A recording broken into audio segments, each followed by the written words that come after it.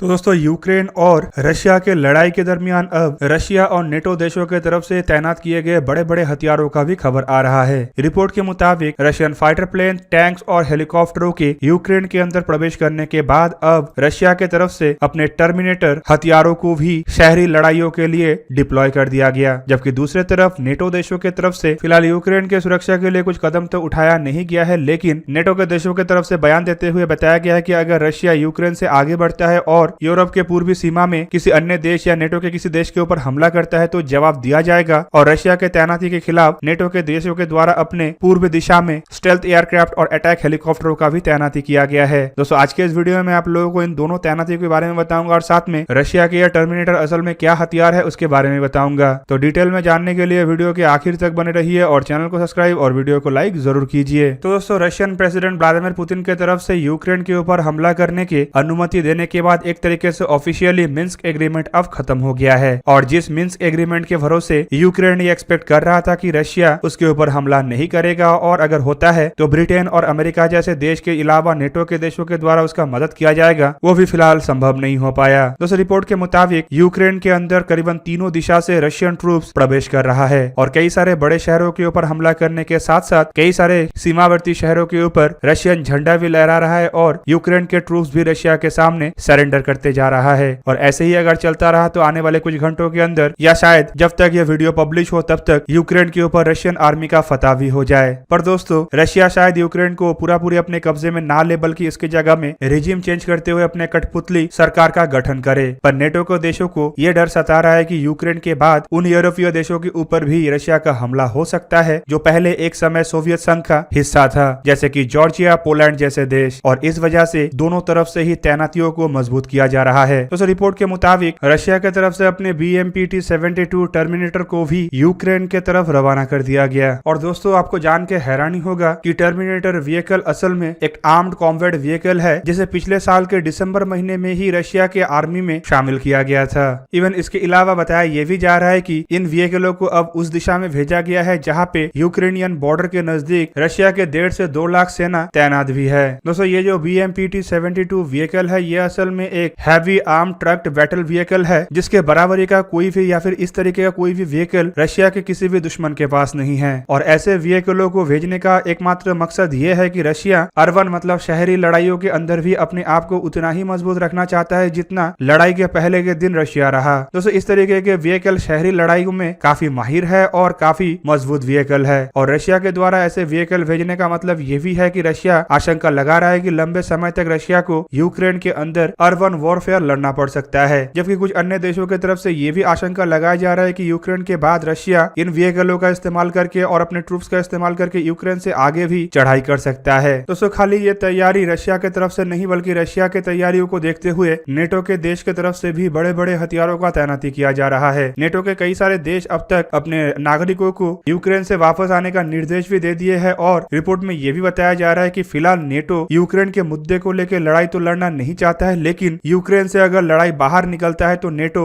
जरूर इसमें कूद पड़ेगा और इसलिए तैयारी भी भरपूर है। रिपोर्ट में यह भी बताया जा रहा है कि ईस्टर्न यूरोप के देशों की मदद करने के लिए अमेरिका भी आगे आ चुका है। अमेरिका के तरफ से अपने F-35 joint strike fighter, H-64 Apache attack helicopter और ग्राउंड सोल्जरों को ईस्टर्न बॉर्डर में स्थित कई सारे नेटो के ठिकानों में तैनात किया गया है और साथ ही साथ नेटो के जो सैन्य क्षमता है उसे भी रिइंफोर्स किया जा रहा है। दोस्तों अगर फिलहाल रशियन प्रेसिडेंट व्लादिमीर पुतिन की तरफ से दिया गया बयान और रशिया के अन्य अधिकारियों के मुताबिक रशिया का यूक्रेन से आगे बढ़ने का कोई इरादा नहीं है, पर यह नहीं कहा जा सकता है कि कब ये इरादा बदल जाए और कब रशिया सोवियत यूनियन के स्टेटस को फिर से स्थापित करने के लिए अन्य देशों के ऊपर भी चढ़ाई शुरू कर दे। दोस्तों अगर रशिया यूक्रेन से आगे बढ़ता है तो माना जा रहा है कि सबसे बड़ा खतरा जॉर्जिया और पोलैंड को है। दोस्तों जॉर्जिया कोई नेटो का मेंबर नहीं है, पर यह पुराने सोवियत यूनियन का हिस्सा था और रशिया के साथ भी जॉर्जिया के बॉर्डर के कुछ स्टेट को लेके टेंशन भी था। पर दूसरी तरफ अगर पोलैंड के सिचुएशन को देखा जाए तो ये एक ऐसा देश है जो नेटो का मेंबर भी है और यूक्रेन के साथ साथ बेलारूस दोनों के साथ बॉर्डर शेयर करता है। बेलारूस रशिया के एक बहुत ही करीब तरीन एलाई है जहाँ पे रशिया के हजारों के संख्या में सैनिक और इक्विपमेंट तैनात है और अगर रशिया आगे बढ़ने का कोई इरादा बनाता है तो पोलैंड को रशिया दो तरफ से घेर सकता है, जिनमें एक यूक्रेनियन बॉर्डर और दूसरा बेलारूस का बॉर्डर है, क्योंकि यूक्रेन के साथ भी पोलैंड का करीबन 500 किलोमीटर लंबा बॉर्डर है। और दोस्तों ये टर्मिनेटर व्हीकलों के तैनाती को लेके असल में जो रिपोर्ट आ रहा है ये सोशल मीडिया से ही वायरल हुआ है। सोशल मीडिया में कुछ वीडियोस को पोस्ट करते हुए दिखाया गया कि रशिया के येलत शहर के बाहरी हिस्से से कई सारे ट्रेन वेस्ट की तरफ ट्रैवल कर रहा है, मतलब रशियन और यूक्रेनियन बॉर्डर की तरफ ट्रैवल कर रहा है। और सोशल मीडिया में फैले हुए इन वीडियो के साथ साथ कम से कम 2 open source intelligence geo location एक्सपर्टों के तरफ से बताया गया है कि ये जो ट्रेन है रफली यूक्रेन से 180 माइल के डिस्टेंस में है और इसमें बड़े और भारी भरकम हथियार हो सकता है। इवन ये भी दावा किया जा रहा है कि इन ट्रेनों के ऊपर कुछ BMPT-72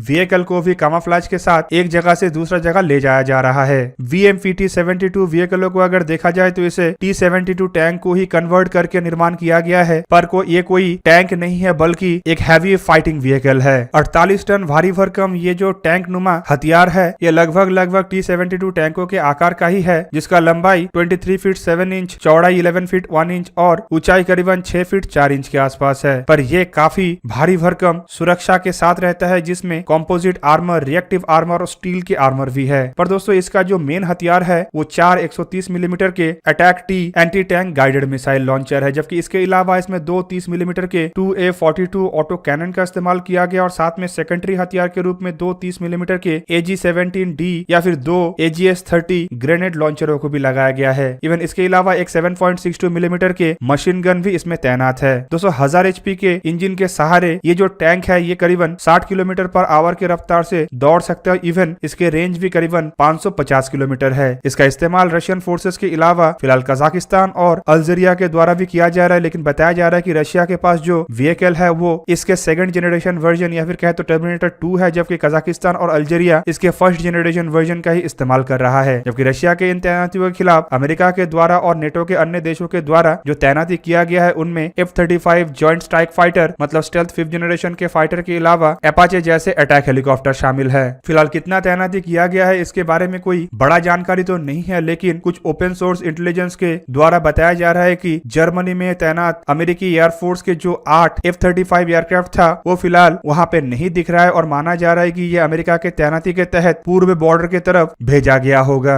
जबकि साथ ही साथ ऐसे रिपोर्टों में यह भी दावा किया जा रहा है कि जर्मनी में तैनात अमेरिकी आर्मी के कम से कम 20 H-64 अपाचे हेलीकॉप्टरों के एक ग्रुप को जर्मनी से किसी अननोन लोकेशन में शिफ्ट किया गया है और यह संभावित बाल्टिक सागर के नजदीक नेटो के किसी एक देश के बेस में हो सकता है। जबकि रिपोर्टों में यह भी दावा किया जा रहा है कि और एक अपाचे हेलीकॉप्टरों के कंटिंजेंट जो कि ग्रीस में तैनात है उसमें भी करीबन 12 अपाचे हेलीकॉप्टर है जिसे पोलैंड में ट्रांसफर किया जाएगा। दूसरी तरफ यह भी बताया जा रहा है कि इटली में तैनात अमेरिकी आर्मी के एक इन्फेंट्री बटालियन जिसमें करीबन 800 सोल्जर है उन्हें भी बाल्टिक सी के रीजन में भेजा जाएगा। जबकि सिर्फ 800 सैनिक और 32 हेलीकॉप्टर और साथ ही साथ 8 एयरक्राफ्टों को तैनात करने को लेकर सवाल भी उठ सकता है। जबकि इस सवाल का जवाब देते हुए अधिकारियों की तरफ से बताया गया है कि ये खाली एक टेम्पररी डिप्लॉयमेंट है और आवश्यकता पड़ने पर यह डिप्लॉयमेंट और भी बढ़ेगा और अमेरिका ये तेज रफ्तार से इसीलिए भी कर सकता है क्योंकि यूरोप के देशों के अंदर करीबन 90,000 अमेरिकी ट्रूप्स अब तक तैनात है। जबकि अगर अमेरिकी F-35 एयरक्राफ्टों को देखें तो फिलहाल अमेरिकी एयरफोर्स के कोई भी F-35A एयरक्राफ्ट परमानेंटली जर्मन में तैनात नहीं है और रिपोर्टों के मुताबिक जिन 8 F-35 एयरक्राफ्टों का बात कहा जा रहा था वो असल में पिछले हफ्ते ही एक टेम्पररी बेसिस में तैनाती के लिए जर्मनी भेजा गया था। तो दोस्तों ये था आज का वीडियो। अगर आपको वीडियो अच्छा लगा तो इसे लाइक कीजिए और मेरे चैनल को सब्सक्राइब कीजिए और साथ में बना हुआ बेल आइकन को भी प्रेस कर दीजिए ताकि आप मेरा वीडियो देख पाए सबसे पहले। जय हिंद।